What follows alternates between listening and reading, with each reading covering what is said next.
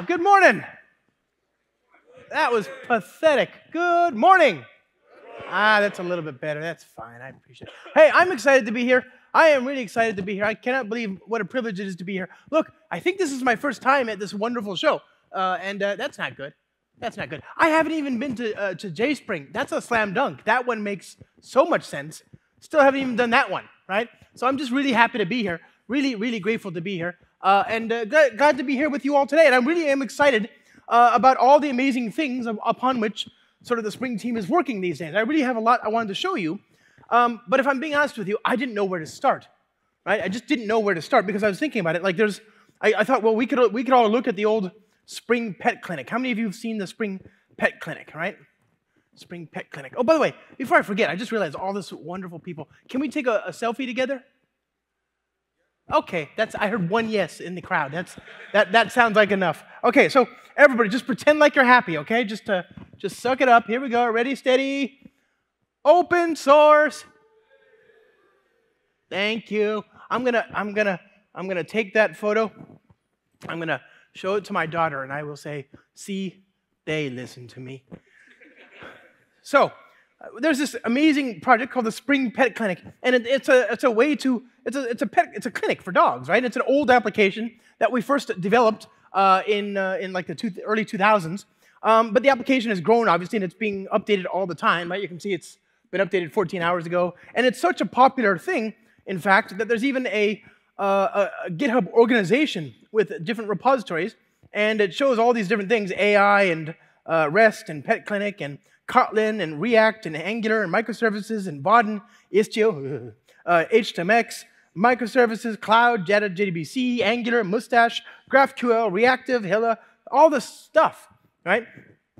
All these different implementations of the Pet Clinic. And I thought, well, I mean, I like the domain, I like the idea. I love animals, you know, but maybe this is too much. But I really do love animals, and I love dogs and cats and so on. And I thought, well, gosh, you know, everybody loves dogs, and I love dogs. I mean, I love dogs, right? Dogs are great. I love dogs. I love all dogs, except my dog. My dog is terrible, pure evil, not a good boy. The worst dog, right? And so he's not a good boy, but he's our dog, terrible dog, but ours, and we love him, even though he does not have the ability to love anything. Right? I don't think he even likes himself. He's just a bad dog, a very, very bad dog. And so we give him a loving home, and there's 3 reasons that we keep him. The first one is, like I said, even terrible dogs deserve good homes, right? Come on, that's obvious, right? Second, number 2, and I'll just be honest with you here, I'm just going to level, is ego, okay? It's ego. In my home, my partner and my daughter both speak 5 languages. I only speak 3.5. So if we didn't have that stupid dog, I would be the stupidest in the house. That will not stand. That will not stand. So we keep him around for that. And also just being like, you know, very superficial about it. I mean, but it's sort of obvious, right? Like, he is really, really cute, right? He's so cute. He's adorable. And I'm hoping that you are enjoying this photo, because this photo right now, the way you're experiencing my dog, his name is Peanut. And the way you're experiencing him right now is the best way to do it. On a big screen, which has data coming from a photo on my laptop, one whole continent away from him, right? That's the safest way to experience Peanut. So congratulations, you've got that experience. But he's not exactly friendly, right? And he reminds me of another terrible, terrible dog about which I learned during the pandemic, whose name is Prancer. Prancer is also not a good boy, but deserves a good home. So the person that owned Prancer put out this hysterical, very funny, viral ad for this terrible, terrible dog. And she says, okay, I've tried for the last several months to post this dog for adoption and make him sound palatable. The problem is he's just not. There's not a very big market for neurotic, man-hating, animal-hating, children-hating dogs that look like gremlins. But I have to believe there's someone out there for Prancer, because I am tired, and so is my family. Every day, we live in the grips of the demonic Chihuahua hellscape he has created in our home. He's literally the Chihuahua meme that describes him as being 50% hate and 50% tremble. So, you know, doesn't sound like the best of dogs.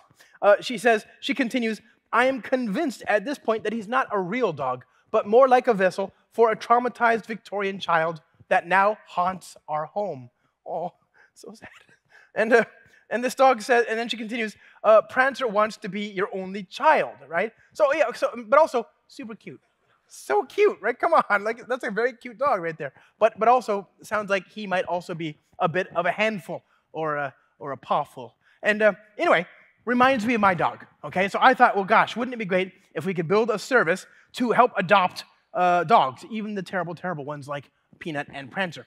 So that's what we're going to do, my friends. We're going to go back to start.spring.io. We're going to build a new service, and we have, as usual, some questions we have to answer before we can get underway. The first and foremost of which is, what do we want to name our service? Friends, I'm going to name the service Service, because I am amazing with names. Amazing. I get that from my father. My father was amazing with names. When I was a small boy, we had a small white dog, and my father named him White Dog. Just really great with names. Absolutely fantastic with names. So there's that. Then we have the choice here, friends, of what version of Java we'd like to use. Friends, there are 3 radio boxes here, but only 2 acceptable choices in polite company. You see, Java 17 is in the rearview mirror. It's long since irrelevant, way past its prime, achingly irrelevant, and creakingly old. So it's not a valid choice in any context in modern society. So then we're left, I think, with the current LTE, which is Java 21, and the current version, which is Java 23. Java 21 is, in my estimation, the single most important release of Java ever. Just an incredibly impactful release for some of the reasons, some of the reasons for which we'll talk about in this talk. So just a huge fan of Java 21 or later. But it doesn't matter which one you pick. You can't go wrong. They're amazing, amazing releases. They are technically superior in every way. They're faster, more robust, more syntax-rich, more performant, more operations-friendly. They're technically superior in every way, but they're also morally superior. You won't like the look of sadness and shame in your children's eyes when they see that you're using Java 8 in production. Don't do this. Be the change you want to see in the world. Do the right thing. Use at least Java 21 or later. And look, if I can't appeal to your morality, then let the math be persuasive. Remember, Java 23 is the current version, but we're already on the road to Java 24. And when that releases, we will be able to say conclusively, objectively, that Java 24 is 3 times greater than Java 8. That's just math. It's just math. The math doesn't lie, okay? So it'll be an incredible release. So I'm going to use Java 21. Doesn't all that much matter which, as long as it's 21 or later. We have some choices we want to make. I want to add GraalVM, the native image support. I'll add the Spring Web support. I'll add Spring Modular. The goal here today is to build a well-structured modular application so as to promote the velocity of the team working on the code. I'll bring in a database. I need Postgres, but actually I want Postgres plus the vector store capabilities to support some AI use cases. So we'll add in PG Vector. And speaking of AI, I'm going to use the Spring AI module for OpenAI, okay? And then I think I need an ORM of some sort. So let's do data JDBC, Spring Data JDBC, okay? And I'm happy with my selections. Let's open those up in my IDE, okay? And by the way, this UAO that I just used, that's an alias that at the end of the day points to this Java source code file that I just run directly. It's amazing what you can do in just Java. No class. I mean, I'm talking about the code, not me, okay? Come on. No class. It's got a void main. And it's just basically I'm doing shell scripting in Java. This is a Java script, which is nice, finally. Okay, so service application, public static void main, you know, the usual. I have a data source already there, so let's plug this stuff in. And password, username, my user. We have a URL, JDBC, Postgres, QL, go back, localhost, my database, yeah? And I'm just going to click on this little button that JetBrains was kind enough to put right there for my clicking. I'll hit apply, hit OK, go over here, refresh this, refresh the tree, go down there, public tables, et voila. I have this table called dog. You can tell because it's spelled dog. And the table has in it information about the dogs. So IDs, names, descriptions, date of birth, owners. It's truncated, the field is, okay? And other stuff, like an image and the gender and all that, okay? Notice that we have our pal Prancer down here. Prancer's ID is 45. His name is Prancer, and he's described as a demonic, neurotic, man-hating, animal-hating, children-hating dog that looks like a gremlin, right? And at the moment, Prancer has no owner. So by the end of this talk, if everything has gone really well, or really poorly, I'm still sort of on the fence about this, I will have adopted this dog, okay? So let's do that. Let's build that software, going back to our IDE here. And remember, this is going to be modular. I want this code to be well structured so as to promote sort of modularity. And the goal of this is not a technical aspiration. The goal here is to build software in such a way that I can limit the blast radius of a change. If I make a change, it should not have a ripple effect upon the entire code base. I should be able to limit the scope of a particular change to a very small area. And the way you do that is by embracing practices that support modularity. And I'm going to be using a project called Spring Modular. Why do you want to support modularity? Well, this is not a question of, oh, do I need to have this down here? Here, there you go. That's probably, try that again. Take the camera without the Starbucks in the ad.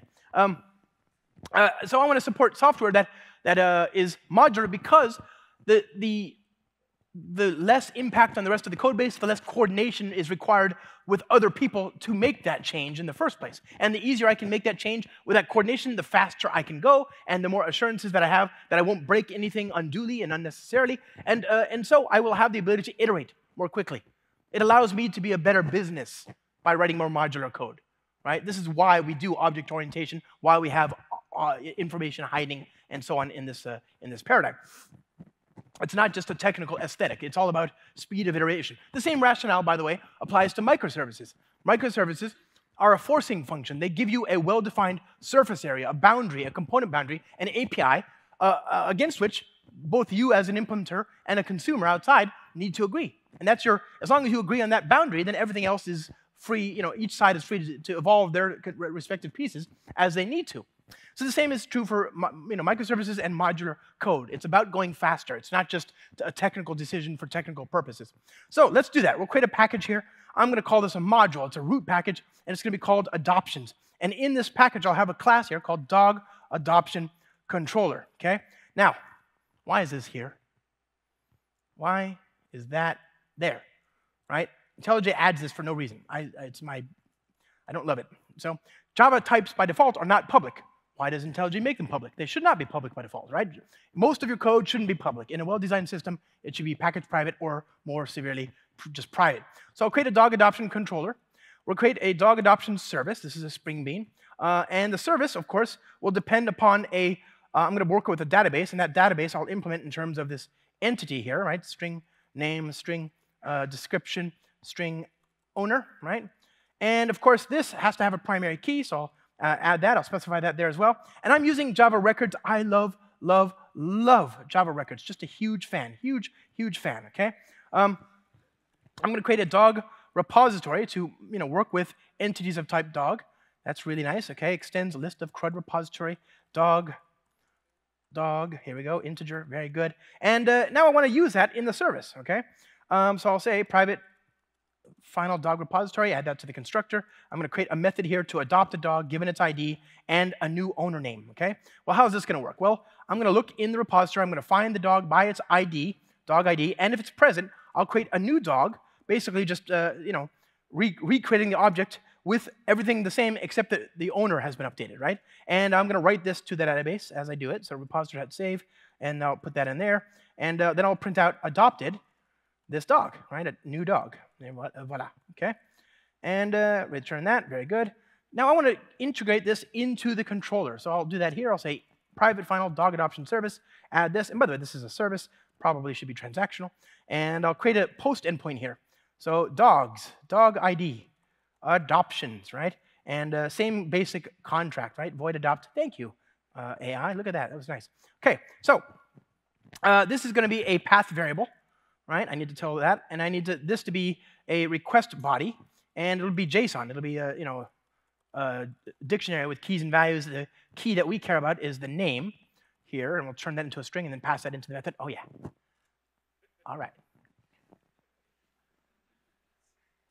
Thank you. So okay, now we have our controller.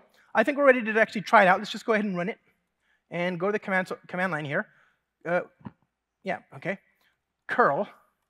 So I did curl, I sent the name Josh, I did post content type application JSON, localhost 8080, dog ID is 45, and the path is adoptions, okay? So I've done that, and you can see it printed out here, adopted dog. Okay, great, so it's worked. Yay, I have 2 terrible dogs.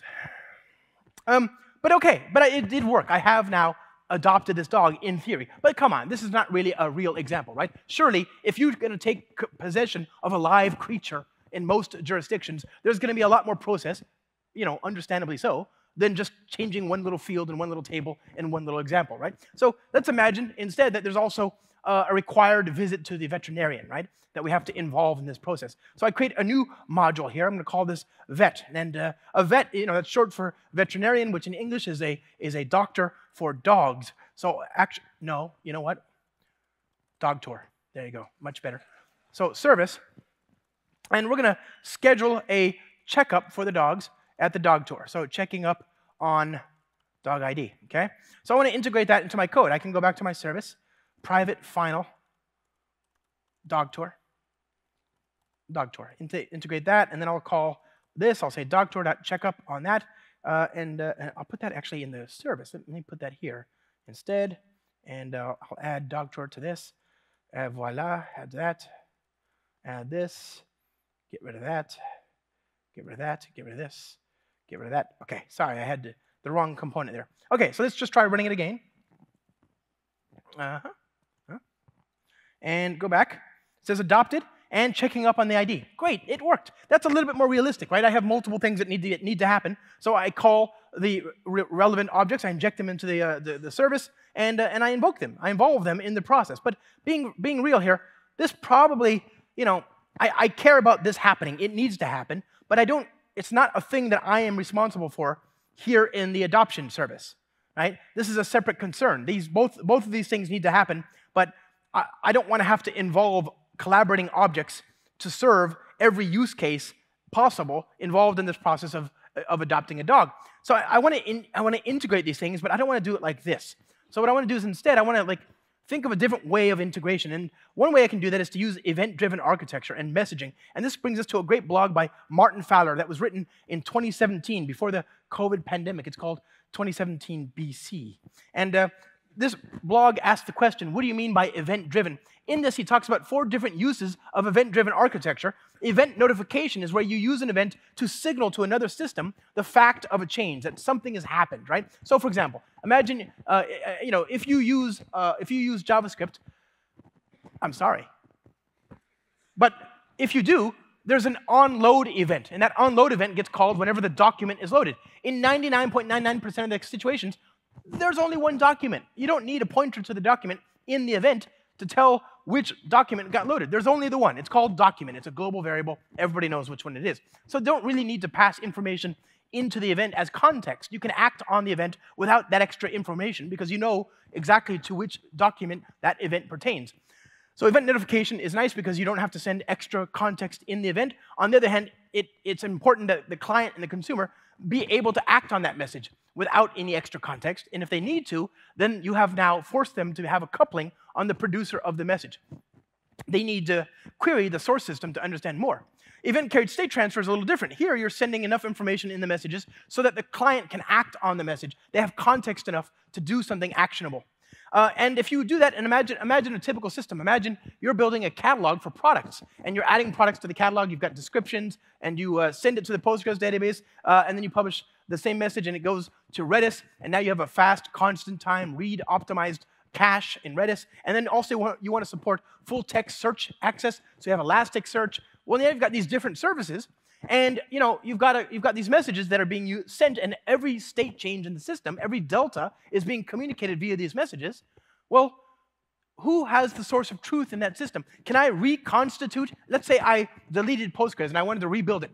Can I rebuild Postgres from Redis? Probably not, right? Don't have enough information there. Can I rebuild Elasticsearch from Redis? Or from Postgres even, right? Probably not. There's data that's specific to that. So I have different views of the data. What is the source of truth in the system? Well, it turns out it's the events. If I have all the events, then I can replay those events, all of them, in the same order, and I arrive, even if I've deleted Postgres, Redis, and Elasticsearch, and then reset them and reinstall them and set them to 0, if I replay those events, I get the same exact Redis, the same exact Elasticsearch, and the same exact Postgres. So that's called event sourcing.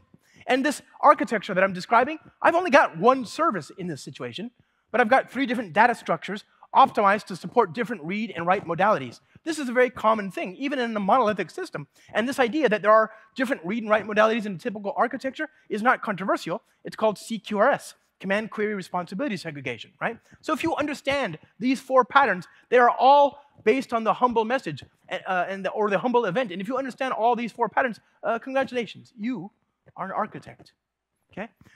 Collect your promotion at the door. So we have this ability to publish messages in Spring from one component to another using the Spring Framework Application Event Publisher. I'll inject that there. I'll back out the change with the DOG get rid of that, okay? I'm going to delete that. And now I'm going to publish a message. Now the question, of course, is what message? Well, here, my friends, I'm going to create my first deliberately public type, dog adoption event. So public record, and I'm going to send the dog ID in the message. And I'll say new dog adoption event, passing in the dog ID. Okay? Now, who's going to listen to that? Well, I can go back to the dog tour, and these don't need to be public anymore, and I can consume the message here, dog adoption event, checking up on dog, and, voila. Okay? So it's the same exact code. I can run this code. Let's see here. Let's run that. This is using the application event publisher. This application event publisher has been in Spring since 1.1.1, Spring Framework 1.1. I love the history of Spring. How many of you have played the home game here, Spring 1, History of Spring? You can kind of see the journey, from 2002 onward, right? You can play this game at home. It's just a fun little game. Woo-wee, speed run, Spring Data, Spring Boot. In the clouds, I hope that's not too subtle. Cloud computing, okay? Wee, going down, water, navigation, maritime, all this kind of stuff. And in this video game, look at that. I know in Europe you have nice stained glass windows in churches and stuff. We don't really have that as much in where I come from. So this is actually this is my jam right here. 8-bit church glass. Like, come on, that's so beautiful. It's such a beautiful piece of art right there. Anyway, so I love the history of Spring, but back to where we were. I have this event. Let's publish it, okay?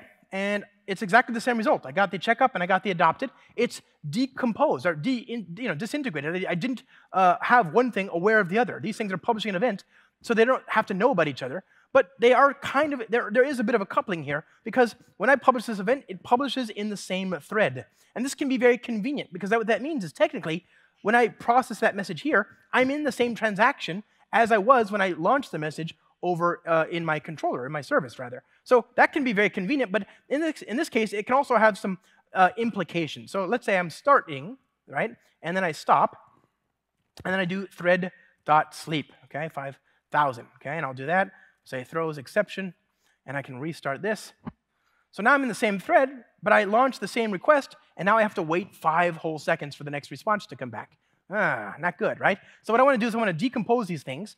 One way I can do that, I can move it into a separate thread by saying @async, but now I'm no longer in the same transaction. Maybe all I cared about was transactionality within the bounds of this method. Maybe I don't actually want to be in a part of an atomic whole with that first adoption logic. So in that case, I could do @transactional. But this still has got some flaws, doesn't it? Because what happens if I run this and then the adoption goes through, but I fail to finish this behavior over here where I'm actually adopting the dog? So it was immediately dispatched. You can see both things started, but we haven't gotten the 5 seconds yet, and so there we go, it's finished. What happens if the power comes out of the machine before the 5 seconds? Well, obviously nothing, it's a laptop. But I mean, in production, you know what I mean? Like in production, imagine the power came out of the machine. You would have an invalid state, wouldn't you? You'd have a dog that's been adopted but hasn't been scheduled for adoption. So what I want is some way to get the best of both worlds, decoupling both temporally and in terms of interface, but also asynchronous and so on. So I'm going to use a nice annotation from Spring Modulith called Application Module Listener. And this pairs quite nicely like a Bitterballen with a fine beer with 2 properties here. Restart on, republish outstanding events on restart, and initialize schema. So PG vector, sorry, not that one. Modulith initialize schema, okay? Here we go, restart. Drink this coffee I've earned. Okay, so we go back. And everything is the same so far, right? I published the event. You can see both got dispatched.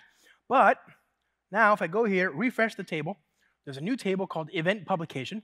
This table has the ID, listener ID, dogtour.checkup. It has the event type, the payload type, the publication date, and the completion date. Okay, let's do this again.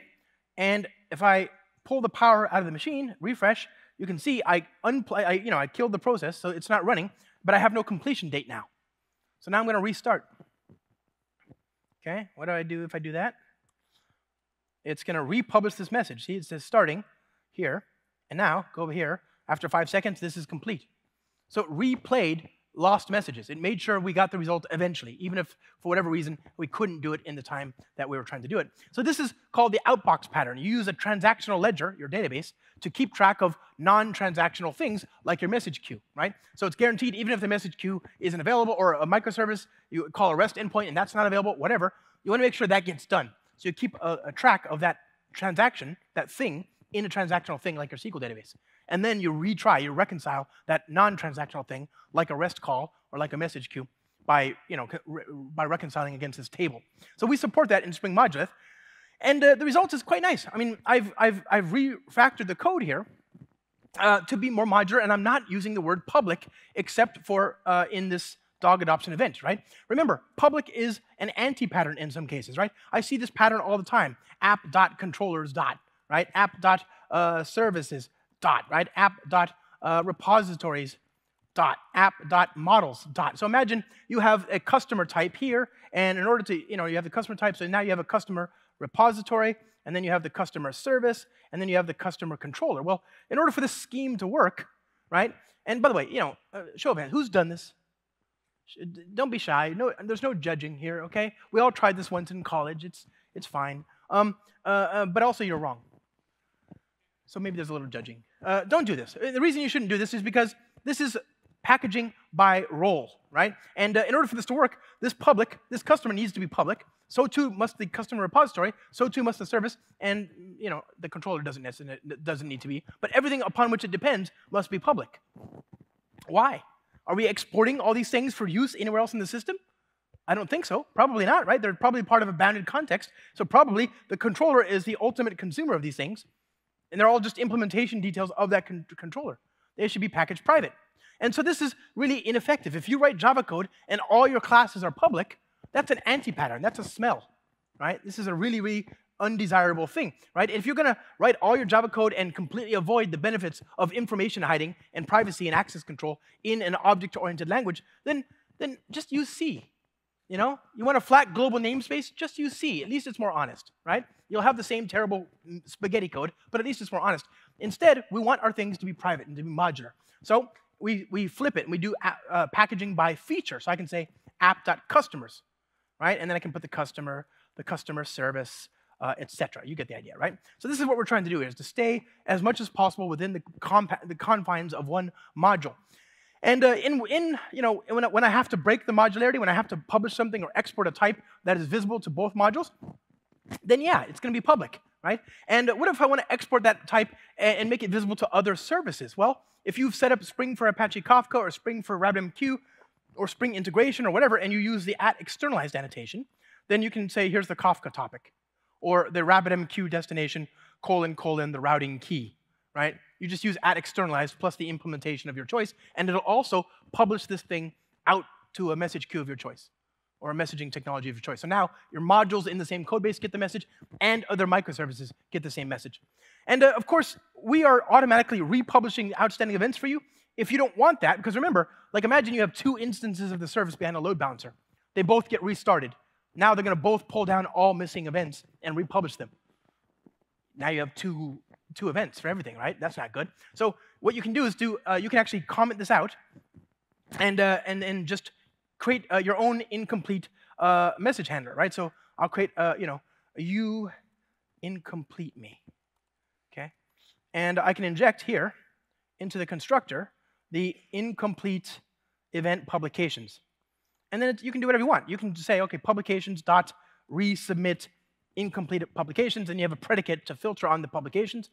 You can wrap this logic in a distributed lock. So Spring Integration has something called a lock registry, right? I don't have it on the class path, but if I did, you would use it like this, and then you can say lr.try acquire lock, and then there's a timeout, and so on. And if you get if you have this lock, then you can actually do something, and it's a distributed global lock across services, right? So you can actually do whatever you want here to make sure that you and you alone are the one handling it, or you can do consistent hashing by choosing to only republish only those events that, whose UUID, that you can match with. Here's an identifier, so you can do consistent hashing.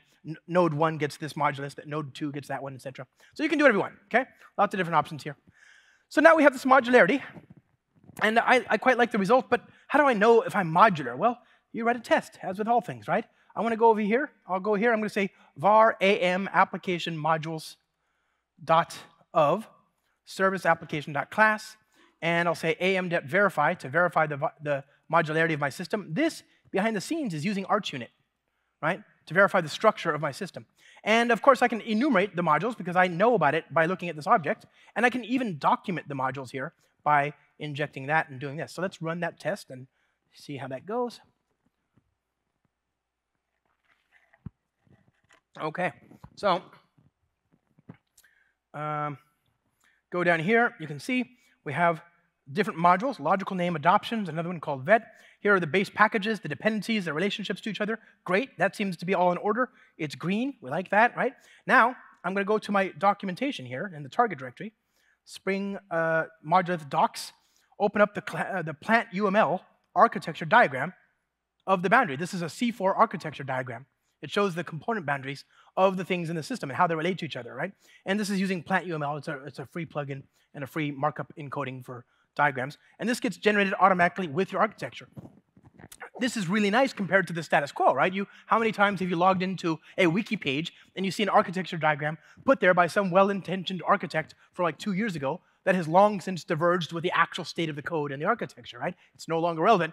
It's nice to look at, but that's all it is, right? This at least stays up to date with the architecture proper. So I quite like this result, right? We get visibility on the architecture, we get cleaner architecture. In a way, actually, this result of using this by having this verify call, remember, it'll bark, it'll make noise whenever you do something that risks leaking package private or module private information to other modules, right? And we don't have time to get into all those rules there, but basically, it'll make sure that you build your code in a scalable, modular way as you scale up, okay? So in a way, this is really the framework that most keeps you on the rails. So could we call this Java and Rails? I don't know.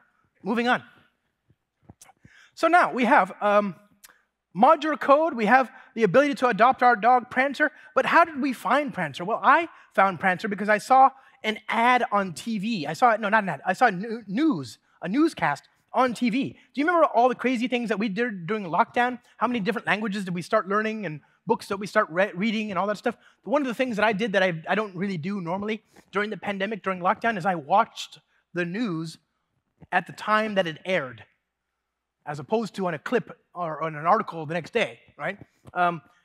So I learned about this dog, Prancer, on the news. That's not how most people learn about their dog to be, right? The dog of their dreams, or in my case, nightmares, right?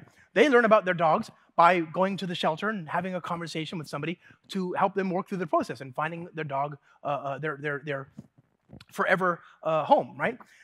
So we want to build an assistant, right? Remember, we're trying to build a dog adoption assistant, okay? We're trying to be a dog adoption agency, and this agency is called Pooch Palace, okay? Pooch Palace is pooch is a word in English. It just means dog. It's a cute way to talk about dogs, okay?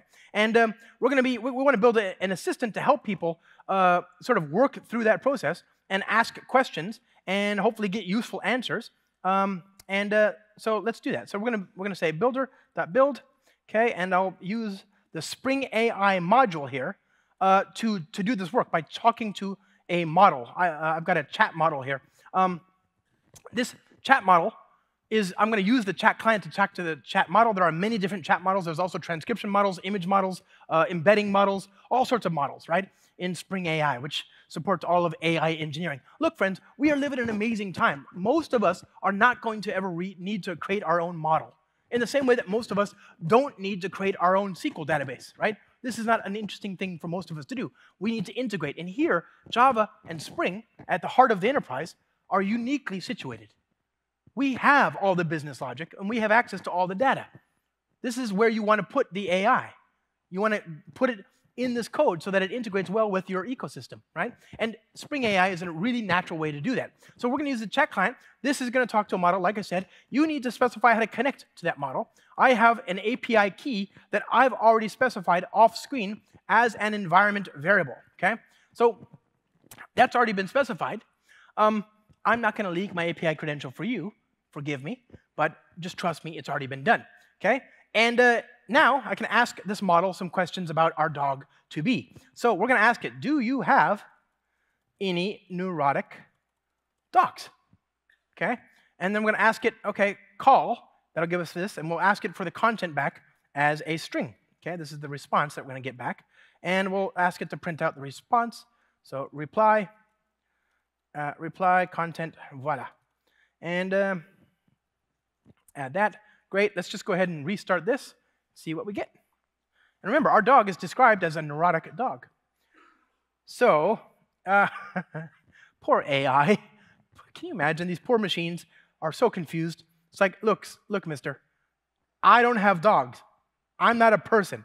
The fact that it has to explain that to me cracks me up. But I can certainly help with advice on how to manage or help a neurotic dog if you need. So it's a well-intentioned answer. It gathers that we could use some help, clearly, but it just doesn't know exactly how to help.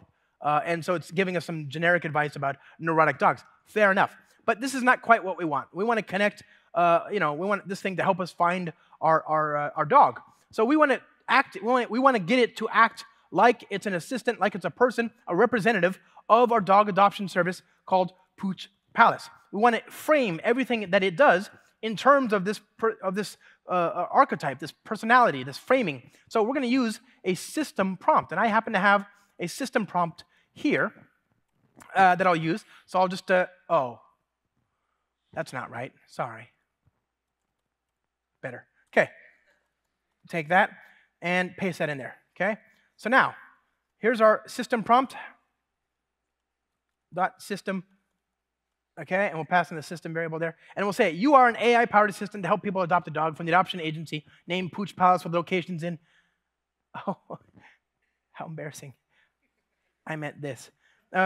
Seoul, Tokyo, Singapore, Paris, Mumbai, New Delhi, Barcelona, San Francisco, and London. Information about the dogs available will be presented below. If there's no information, then return a polite response suggesting we don't have any dogs available. So yeah, do that. Let's see. Okay. So it's going to go back over to the internet. I'm sorry, but we don't have any information about the temperament or behavior of dogs currently available for adoption at Pooch Palace. Okay? I recommend contacting the Pooch Palace locations nearest to you for more detailed information about the dogs in their care. They'll be able to help you find a dog that fits your preferences. We still didn't find the dog of our nightmares, but you might be forgiven for thinking you're talking to a real person that wants to connect you with that dog. It's just, for whatever reason, they're not able to bring up the inventory of dogs, the catalog of dogs, the dogalog of dogs. So what we need to do is to give it access to our data. Remember, our data is here in this table, a SQL table. And so we need to get all that data, and we want to send that data to the model in the body of the request, literally in the string that we send to the model. But we don't want to send all of our data. I mean, in this case, practically speaking, yes, I could send all the data. There's only like 18 rows in this table. It's not all that big a deal. But in practical terms, you don't want to do that. It's very inefficient. And most of these models, these days, a lot of these models could actually do, you could send War and Peace, You could send huge chunks of text, entire, reams and reams of data. You could actually do that now. It's already a thing, but you shouldn't, right? There is a cost, if not in dollars or euros and cents, then in complexity. That takes time. And that is usually modeled, by the way, as something called a token. It's a proxy for the complexity and cost of making that request. And if you are using the Spring actuator and micrometer and all that, we will actually show you how many tokens are being consumed based on these different models that you're pulling in. Okay, so what I'm going to do is I don't want to send all the data. I want to sub-select only the data that might be pertinent. So what I'm going to do is I'm going to put it in a vector store. Vector stores are really great at similarity searches. So I'm going to inject the vector store here. I'm going to get all the data from the dog repository, find all the data for each, okay, here we go, for each dog. And what I'm going to do is I'm going to create a new document. This is a Spring AI document that you can use to describe, the ID, the name, the description, and so on, okay? And it's going to be just a formatted string. There's no particular schema here. it's just literally a string. There's nothing special about it. And then we'll say vector store.add list.of document. Now, of course, this is a document for dogs, so DOGument, okay? Okay, now, I think that's good. There we go, fix that. Let's see, what else do we need to do? Well, we have to initialize the PG vector store schema. I'm using Postgres as a vector store. It has a schema. There are many different vector stores out there, right? And Spring AI, of course, supports basically all of them. And you can see, if I go vector store, here's Milvus, here's Neo4j, Pinecone, Weaviate, Oracle, Redis, Qdrin, Azure, Apache Cassandra, Chroma, Elasticsearch, MongoDB, pgvector, TypeSense. All these are, there's a lot of them here. A lot of these you probably already have deployed somewhere. You don't have to go out and shop for a new vector store. You probably already have some of these data stores in your organization. Just enable the vector store capability. You're in business, okay?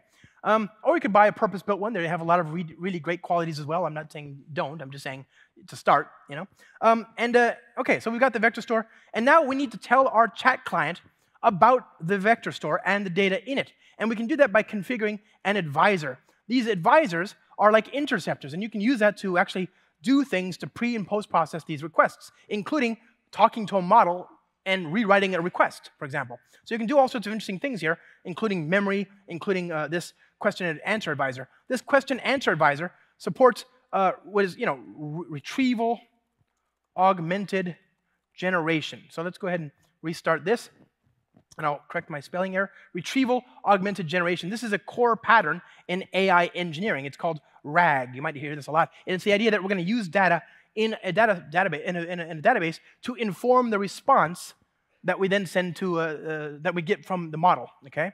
And so I asked it to load up all the data into the vector store. Each of those dogs had to go to the embedding endpoint. They get an embedding set of data, some vectors that come back, and they write that to the database. And then finally, once that's all done, and it takes a long time, once that's all done, then we actually run the query, and we search the vector store for the relevant results, and then that sub-selection we send to the AI model for analysis in answering our question. Okay? So this is really convenient, right? Remember, this is Java. This is Java, friends. This isn't Python. This isn't TypeScript. This isn't PHP. We don't waste time and code for no reason, right? I woke up this morning. I said, I'm going to write a retrieval augmented generation pipeline. I wrote one line of code, and I got a retrieval augmented generation pipeline. What did you do this morning, right? Very, very, very good place to be. So I asked, yes, we do have a neurotic dog available for adoption. Prancer is described as a demonic, neurotic, man-hating, animal-hating, children-hating dog that looks like a gremlin. If you're interested in adopting Prancer, please let us know. And yes, I am. Of course I am, right? So it's worked. We did it, right? Let me disable the initialization. We don't want to reinitialize everything, but it's worked. The system works, okay? So I'm going to disable the reinitialization. And I got back a string. So it's obviously able to find our dog, but it's a string. That's no foundation upon which to build an abstraction, right? I have a type-safe language. I want type-safe entities and types and all that. So I'm going to create a dog adoption suggestion, okay? Int ID, string name, string description, okay? And I'm going to ask the model to give me the contents back not as a string, but as this entity. So if I rerun the same exact query, you can see that the entity type, the dog adoption suggestion is the type of this content variable here, okay? So I asked for the response, and there it is, a type-safe dog adoption suggestion with the ID equal to 45, name is equal to Prancer, and description is a demonic, neurotic, man-hating, animal-hating, children-hating dog that looks like a gremlin. Ah, nice. We've done it. We found our dog, okay? I feel like this has been a rousing success, and now we can turn to production. Turn our gaze to production. And here, friends, here we have some questions that we need to ask and that we need to care about. Chief among which is, how much time do I have? Do we know? When did we start? 37? So 37 here would be an hour, so 27 is, I guess, where we have to kind of get through. So we have 3 questions we have to ask before we can take this thing to production. The first question is our code efficient? And yeah, of course it's efficient, friends. It's Java, right? Have you seen this wonderful blog from the New Stack from 2018 BC that asks the question, which programming languages use the least electricity? And it's based on a study done by some Portuguese in that year, and the results, I think, are really kind of interesting. The most energy efficient language is C. C. Most energy efficient, not for people, for machines. For machines. The second most energy efficient is Rust. Well done. Zero cost abstractions. Good job. See, the third one is C++. Tui. Disgusting. Moving on. Ada. No one cares. And then Java. And now Java is in the top 5 most energy efficient languages. And notice that these first 4 are compiled. And the fifth one, Java, is a virtual machine. So one wonders then, what would happen if Java were compiled? That's called foreshadowing.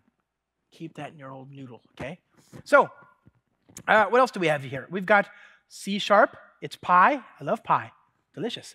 We've got Go, away. We've got JavaScript and TypeScript. I do not, for the life of me, understand how there's such, it's like 4 or 5 times worse. How did this happen? In a normal situation, if you take a language and you constrain the possible paths of execution, that results in faster optimizations and better execution. How, therefore, is it possible that a type-safe rigidity enforcing system on top of JavaScript is like 4 or 5 times worse than JavaScript? Makes no sense. It's the magic of JavaScript. Don't try to apply lessons from the real world to JavaScript, okay? And look, I would never use JavaScript, okay? It's built by people who don't understand computers. I would never use it. But if you are like me and you use TypeScript, then we are in the same boat. And our boat is sinking. It's not good. Then we go down here. We've got JRuby and Ruby. How is this possible? JRuby is Ruby implemented in Java. Ruby is Ruby implemented in C. And JRuby, by dint of having been built on the JVM, is almost 1/3 more energy efficient. It's not even close. The JVM is an amazing piece of software. So yes, our code is efficient. Next, is it scalable? Is it scalable? Well, look, to the extent that scalability is a function of my ability to start and do work quickly, then yeah, of course Java is scalable. But when we talk about scalability, there's also these externalities beyond our control, like the time that we spend waiting for a network service on a web request, for example. So what I want to do is I want to create a web server that has, a limited number of threads, and that in turn makes requests to another microservice, okay? Another service. And that service is artificially going to delay the response by the number of seconds that we specify here in the body of the request. So spring.class, okay? So this URL, if you go there, and I specified 5, it'll take 5 seconds to produce a response. By the way, this demo I stole from my colleague. She is amazing. Her name is Cora Eberkleid, and she's on the socials, C-I-B-R. She's super smart. Follow her, learn. When I have questions, I ask her. She's like a legend. Okay, and so this demo is basically it's a Spring MVC controller, which is in turn making a network request.